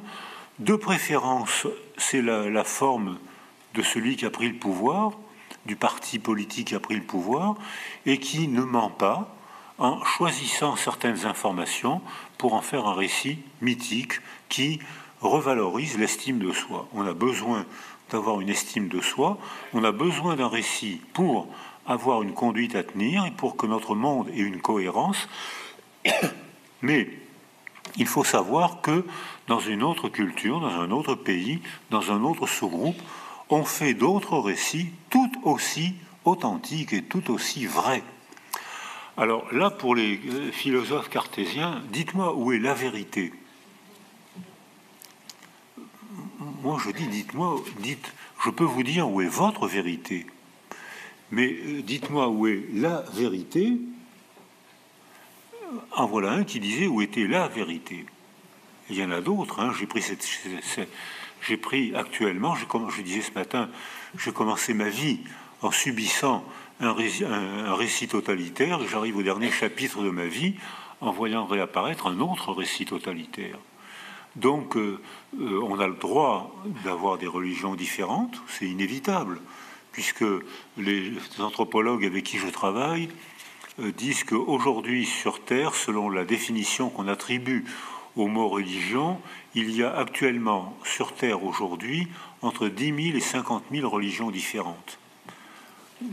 On a le droit. De toute façon, ça fait partie être religieux, ça fait partie de la condition humaine. La spiritualité fait partie de la condition humaine. Sur 7,5 milliards d'êtres humains sur Terre aujourd'hui, il y a 7 milliards d'êtres humains qui tous les jours vont dans un lieu de prière. Ça fait partie de la condition humaine, c'est donc totalement respectable. Mais ce qui est respectable aussi, c'est de dire que l'accès à la spiritualité fait partie de la condition humaine, la religion fait partie de la condition humaine, elle est inévitable, elle est nécessaire, elle est respectable.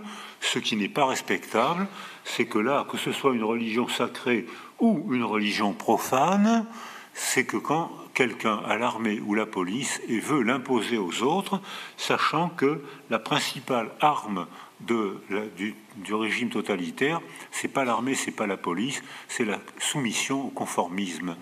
Et que tous les gens dans cette salle qui ont subi un régime totalitaire savent que l'arme du régime totalitaire, c'est le conformisme.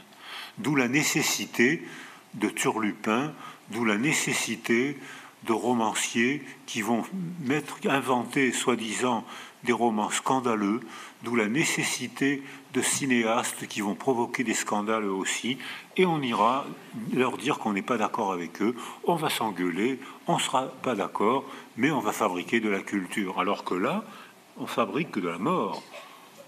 On fabrique de la mort culturelle et de la mort physique. Il n'y a qu'une vérité. Voilà, je ne sais pas si j'ai répondu à votre question, mais je suis très content de ma réponse.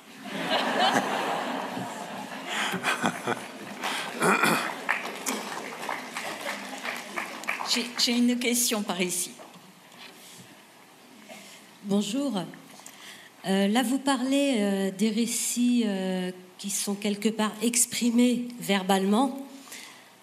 Comment expliquer le trauma, par exemple, qu'un grand-père peut avoir vécu durant la guerre de 14-18, qui n'a pas été dit et qui pourtant va survivre dans l'histoire familiale, dans les petits-enfants, dans les arrière-petits-enfants, et qui va peut-être même être réparé par rapport à un arrière-petit-enfant.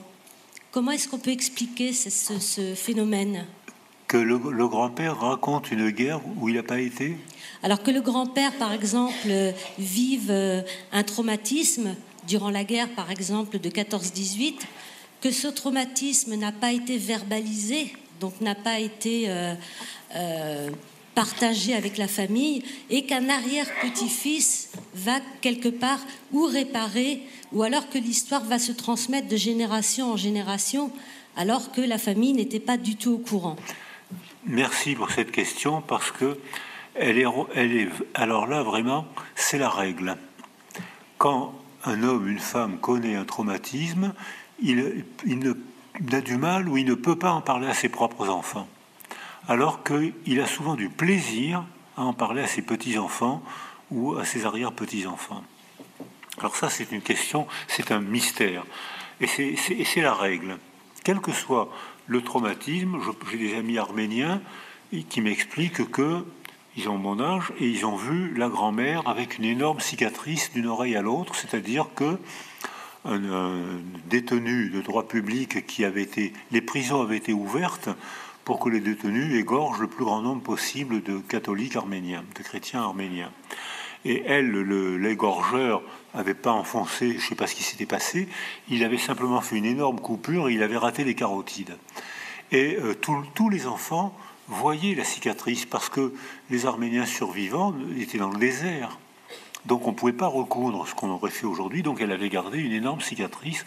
Et tous les enfants voyaient la cicatrice de la mère et ne posaient aucune question. Et ce sont les petits-enfants qui ont osé poser la question, mais grand-mère, pourquoi tu as une cicatrice là ?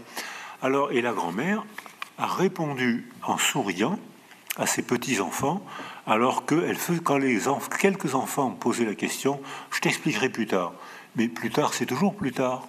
Et quand les petits-enfants ont posé la question, elle a expliqué en souriant, mais tu sais, c'était dans le temps, il y avait des gens qui ont voulu tuer les Arméniens, qui en ont tué presque 1 million. Et alors, comment expliquer ? C'est la règle pour tous les traumatismes. Alors, comment l'expliquer ? C'est que, d'une part, quand il y a un temps de déni pour les blessés, les survivants blessés du trauma ou les survivants, il y a un temps de déni pour faire une métaphore que je compare à une jambe cassée. Dans un premier temps, on met un plâtre sur la jambe cassée, parce que si on fait marcher les gens trop tôt, on aggrave la fracture. Si après un trauma, on fait parler les gens trop tôt, on ajoute une source de mémoire verbale, c'est ce que je disais tout à l'heure, et on les encourage à ruminer. Ah bon, il a voulu t'égorger. Ah bon, il t'a violé en rigolant. Ah, ça l'amusait beaucoup. Et donc, en encourageant les gens à parler trop tôt, on favorise le syndrome psychotraumatique. Je ne parle que de ça. Je révise la mémoire traumatique. Je ne pense qu'à ça dans la journée. Ça me revient sous forme de cauchemar la nuit. Tout ce que j'entends autour de moi évoque la tragédie que j'ai subie et dont je ne peux pas parler. Donc ça c'est... Mais il y a bien un moment où il faut enlever le plâtre pour que les gens se mettent à marcher. Et il y a bien ensuite un moment où il faut affronter le traumatisme pour en parler. Et à ce moment-là arrivent les petits-enfants ou les arrière-petits-enfants. Et alors eux, ils ont la tranquillité que donne la distance. La relation affective entre un grand-père et ses petits-enfants n'a pas du tout la même structure que la relation affective avec un père et ses propres enfants. Plus on vieillit, moins on est répressif dans l'éducation. Si vous voulez avoir des parents décontractés, soyez enfant de parents âgés. C'est-à-dire que... Parce que les jeunes, hein, oh, ça marche. Hein, alors que plus on est âgé, mais oui, bon, il fera ça plus tard, laisse-le faire, on verra plus tard. Alors donc la structure affective n'est pas du tout la même. Et puis être grand-père, c'est délicieux, hein, parce que on a que les moments agréables. Le réveil la nuit, l'appendicite, les mauvaises notes à l'école, c'est ma fille et mon gendre qui les ont. Hein. Moi, je n'ai que les emmener au zoo, les emmener en vacances, faire la fête pour les anniversaires. Moi, c'est délicieux d'être grand-père. Hein. C'est pas du tout la même relation affective. Donc, les enfants osent poser au grand-père les questions que les enfants n'osent pas poser à leur père. Et le père blessé n'a pas la force. Il est dans le plâtre. Il est dans le moment du plâtre de la fracture. Il n'a pas la force de dire ce qui lui est arrivé parce que sa fracture n'est pas consolidée. Il faut lui faire consolider. Et la fracture ne sera consolidée que quand lui-même se sera renforcé, quand il aura été sécurisé par sa famille, sa femme, son mari, les gens qu'on aime, par les récits d'alentour et par les récits culturels. Et quand je montre...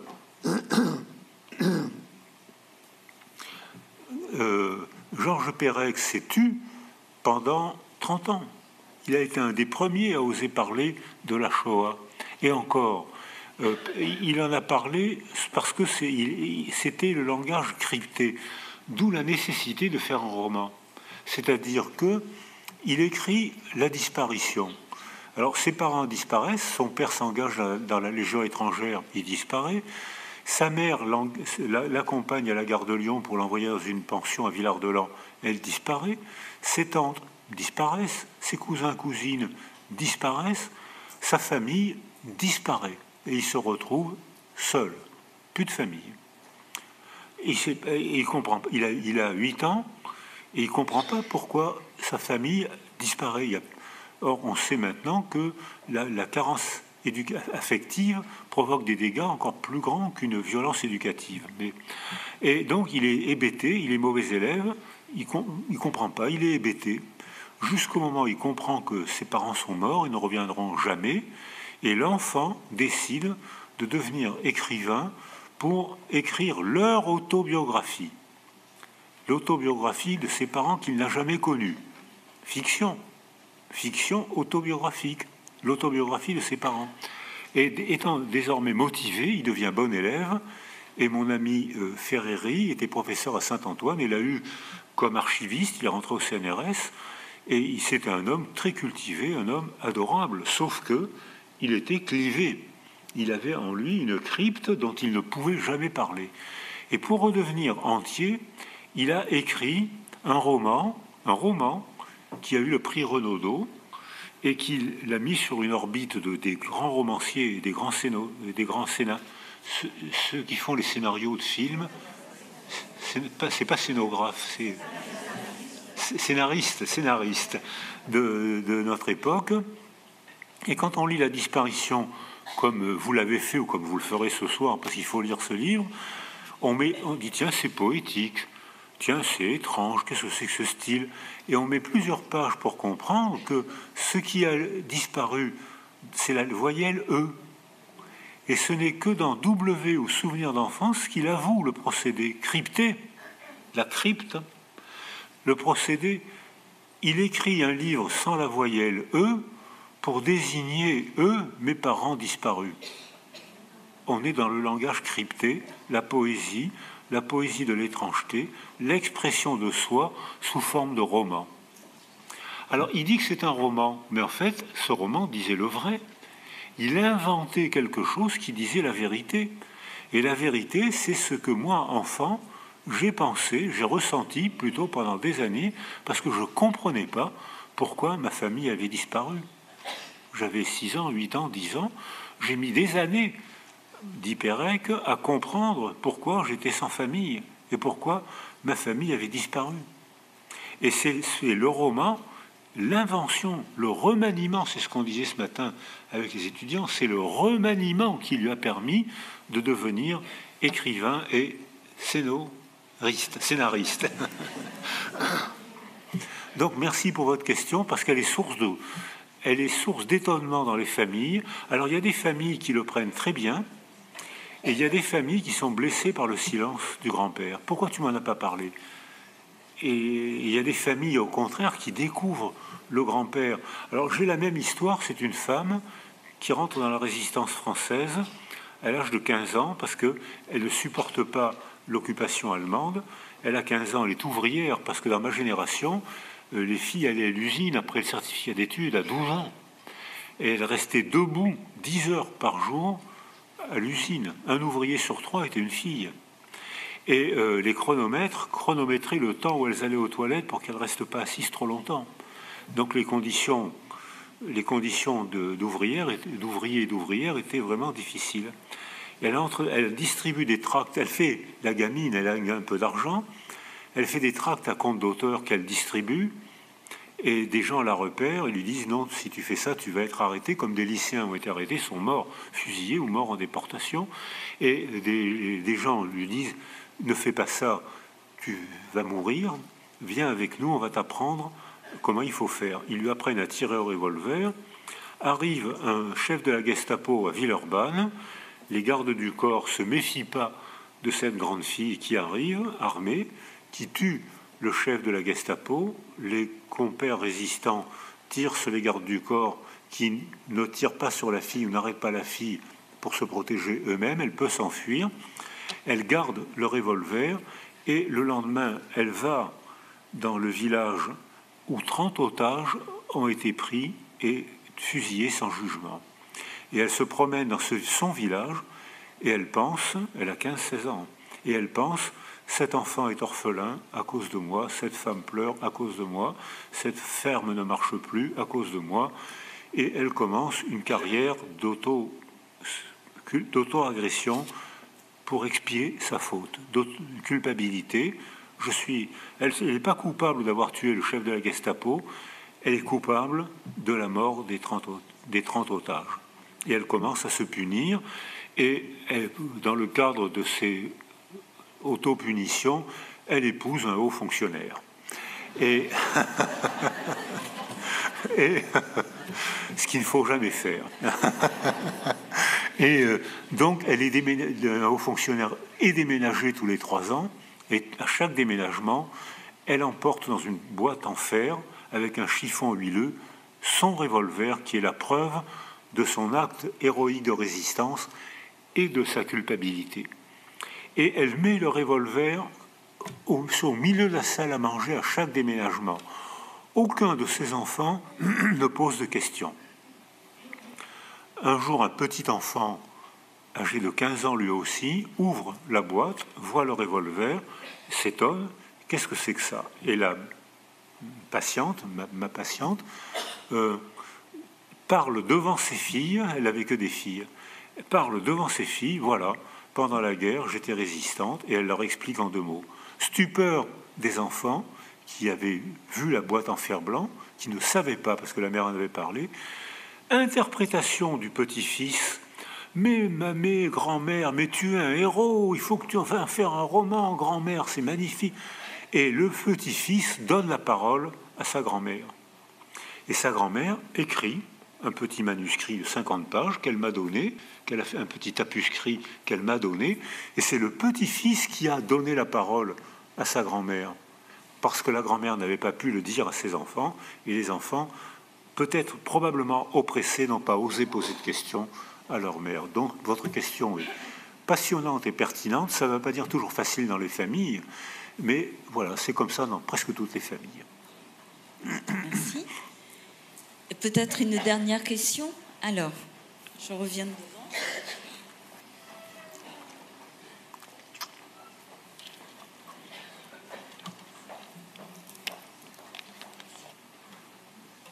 Vous parliez tout à... Je ne sais pas si vous m'entendez. Parlez fort. Merci. Bonne information. Oui, vous parliez tout à l'heure de temps d'attente nécessaire entre un événement traumatique et un récit. Et moi, j'aimerais bien avoir votre avis justement sur la mise en place systématique de groupes de parole après des catastrophes naturelles ou après en tout cas des événements traumatiques, des actes terroristes ou autres. Tout à fait. Alors, c'est ce que font les soldats actuellement qui ont une formation obligatoire à la résilience. Avant le trauma, facteur de protection. Pendant le trauma, une base de sécurité. Inspiré par les Américains, ils appellent ça un buddy, un copain. Et après le trauma, groupe de parole. Ils sont plus en uniforme, ils sont en survêtement. Et ils sont pas obligés de parler. Ils ne parlent que s'ils veulent. Ils font du jogging, ils parlent de bêtises s'ils veulent parler de bêtises. Ils sont sécurisés, premier temps, et dans un deuxième temps, ils vont dans un groupe de parole et ne parlent que s'ils veulent prendre la parole. S'ils veulent se taire, ils se taisent. Ils ne sont pas contraints à parler. Et effectivement, là, quelques-uns ont envie de parler très tôt, les autres les écoutent et savent que celui qui parle est leur porte-parole. Et donc, ça fait partie, mais on a respecté le temps du plâtre dont je parlais tout à l'heure. S'ils ne veulent pas parler, on ne les force pas à parler, parce que sinon on aggraverait le syndrome psychotraumatique. Alors, actuellement, il y a 10 à 12 000 Français, soldats français en guerre actuellement. On croit qu'on est en paix. Il y a 12 000 soldats français sur le front du Mali, Afghanistan, et Hollande a avoué il n'y a pas longtemps, en Syrie. Or, il y a moins de morts qu'avant, parce que les soldats ont 50 à 60 kilos de matériel technique sur le dos.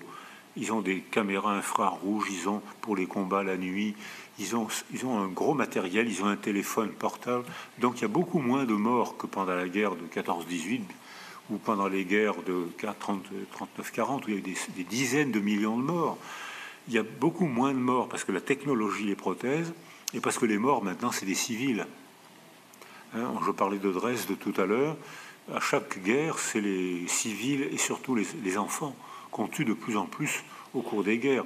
Actuellement, dans les guerres du Proche-Orient, en Syrie, il y a 100 000 enfants qui ont été tués. En 50 guerres, en Syrie. Personne n'en parle. Personne. 100 000 enfants ont été tués. C'est un massacre d'enfants. Personne n'en parle. Et quand ces soldats rentrent, il y a moins de morts qu'avant, il y a énormément de syndromes psychotraumatiques. Énormément. D'où la nécessité de former ces soldats à la résilience. Et ils savent qu'il y a les facteurs de protection qui sont acquis avant.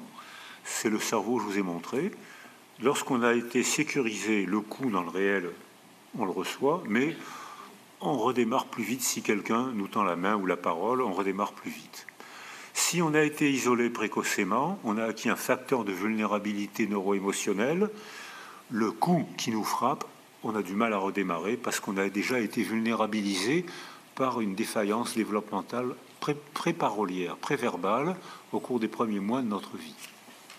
Et après le trauma, si on fait parler les gens trop tôt, on aggrave le syndrome psychotraumatique, mais dans les groupes de parole. Alors, quand j'ai travaillé avec les enfants soldats au Congo, et les éducateurs congolais qui m'ont impressionné par leur talent relationnel, leur talent psychologique. Il y a des enfants soldats comme il y en a eu dans toutes les cultures. En France, on avait les Marie-Louise napoléoniennes, les Allemands.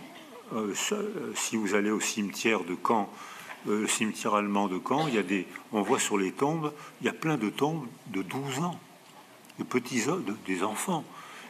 Et j'ai discuté avec des Américains qui me disaient on voyait de loin un uniforme allemand avec un fusil, on tirait dessus, et c'est en arrivant sur le corps qu'on voyait qu'on venait de tuer un enfant de 12 ans. Donc c'était l'enfant de 12 ans, lui sa vie avait été brève, et le soldat américain, il n'était pas fier d'avoir tué un enfant de 12 ans, ce qui se passe actuellement dans les guerres du Proche-Orient, où les djihadistes envoient en première ligne des enfants avec des explosifs autour de la taille. Et ce que nous disent les soldats, c'est qu'ils tirent sur les enfants et ils disent si je tire dessus, il va mourir. Si je tire pas dessus, il va mourir avec moi. Et les djihadistes, parfois, envoient des enfants avec des bouquets de fleurs ou des lettres. Les enfants arrivent à souriant, les soldats tirent, et ils découvrent que l'enfant n'avait aucun explosif autour de la taille. C'est-à-dire que ces soldats rentrent au camp délabrés psychologiquement. Et là, j'en ai vu beaucoup. Toutes les guerres sont dégueulasses, et les guerres modernes sont encore plus dégueulasses. Et alors, en plus, les médias se font complices. Puisque si les terroristes font volontairement, intentionnellement, des actes incroyablement atroces et spectaculaires, c'est pour passer sur TF1 à 20h. De façon à pouvoir terroriser la population, provoquer des conflits, de préférence interreligieux s'ils pouvaient, ou intercouleurs, ou interculturels, je ne sais pas, parce qu'à ce moment-là, le pays d'accueil serait agressé par des guerres intérieures, ils seraient vulnérabilisés et ils pourraient imposer leurs lois plus facilement. Jusqu'à maintenant, ça ne s'est pas trop passé. Il y a des gens qui aimeraient bien que ça se passe comme ça, mais pour l'instant, ça ne s'est pas trop passé, ni en Allemagne, ni en France, mais il y a des gens qui se laisseraient bien piéger, comme l'ont été les Français, l'armée française pendant la guerre d'Algérie, qui ont répondu aux atrocités par des atrocités, et c'était ce que souhaitait le FLN. Ça permettait d'obtenir l'indépendance totale, alors que sinon, peut-être, il aurait fallu négocier. Donc c'est une intention politique, et les médias se font complices de cette politique en montrant les horreurs à la télévision. Allez, une petite dernière, mais c'est bien parce que c'est vous, hein ? Oui, merci beaucoup. Mais vous avez répondu au niveau de l'armée. Je ne sais pas si c'était la question de madame, mais moi, je voudrais dire, sur tous les événements, déraillements, le feu, un attentat, etc., on en voit de plus en plus ce qu'on appelle un SAMU-psy. Et est-ce que ça vous paraît légitime que ce soit tout de suite là, sur l'instant ? On entend parler de plus en plus de... Le SAMU-psy. Oui. Cellule psychologique. Oui, merci pour cette question, parce que c'est bien sûr la question logique. Alors, quand c'est un stéréotype, ça devient ridicule. Il y a eu 7000 morts, 200 000 migrants, mais c'est pas grave, on envoie une cellule psychologique. C'est absurde, c'est même ridicule. En revanche, après l'attentat du Bataclan, Xavier Emmanuelli avait organisé, le directeur du SAMU international, avait fait une répétition, pompiers, policiers, gendarmes, soldats. Il y a eu beaucoup de morts au Bataclan. Si Xavier n'avait pas été là, il y en aurait eu 3 ou 4 fois plus. L'excellente organisation technique du corps fait que beaucoup de gens ont été sauvés qui n'auraient pas été sauvés s'ils avaient saigné, s'il y aurait eu une hémorragie de 3 heures, et bien ils seraient morts. Tandis que là, ce dont je témoigne, c'est que il y avait sur le terrain, il y avait des gens, des pompiers, des médecins, il y avait des écrans qui arrivaient à l'hôpital Necker.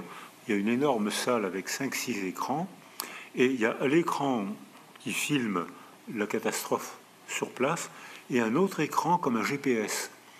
Et le cardiologue ou le pompier dit, ben là j'ai mis 2 dérivations, le gars est en train de faire une insuffisance cardiaque.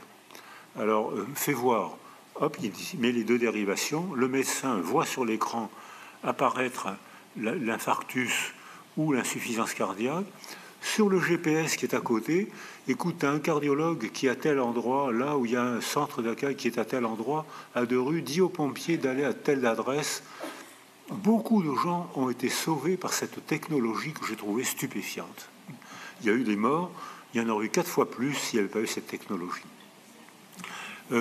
Thierry Bobet était responsable, que j'aime beaucoup, je ne veux surtout pas en dire de mal, était responsable de la cellule psychologique.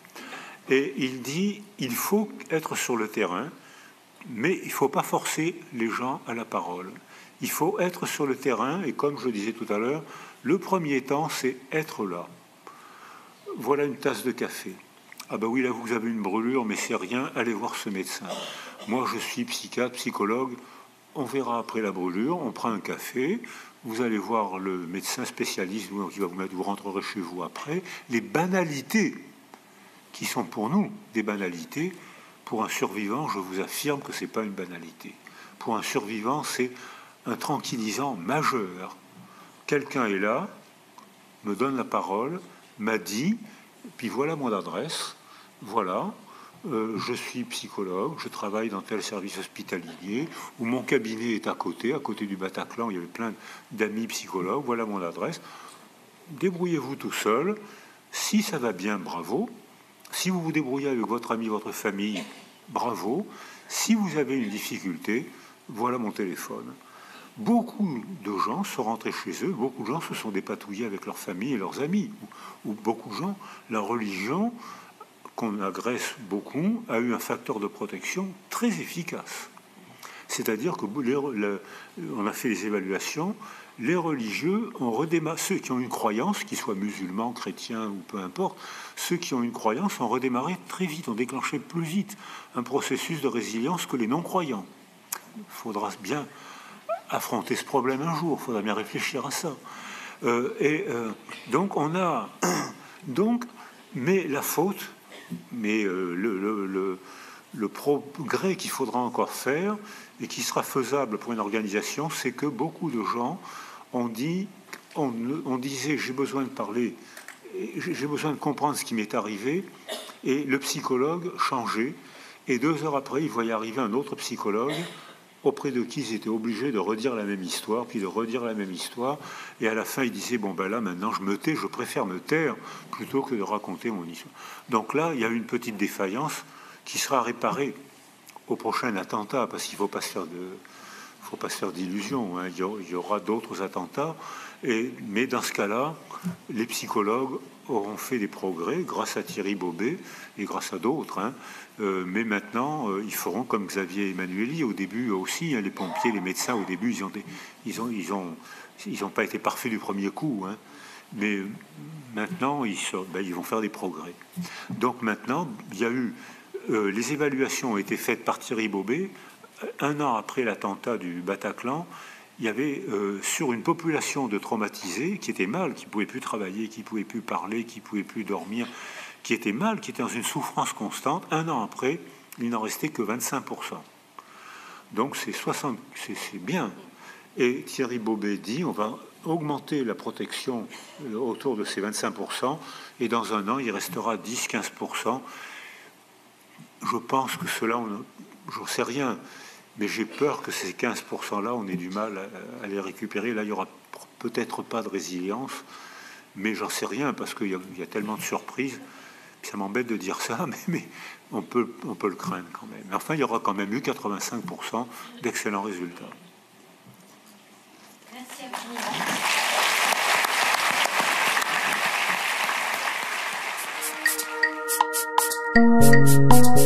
vous.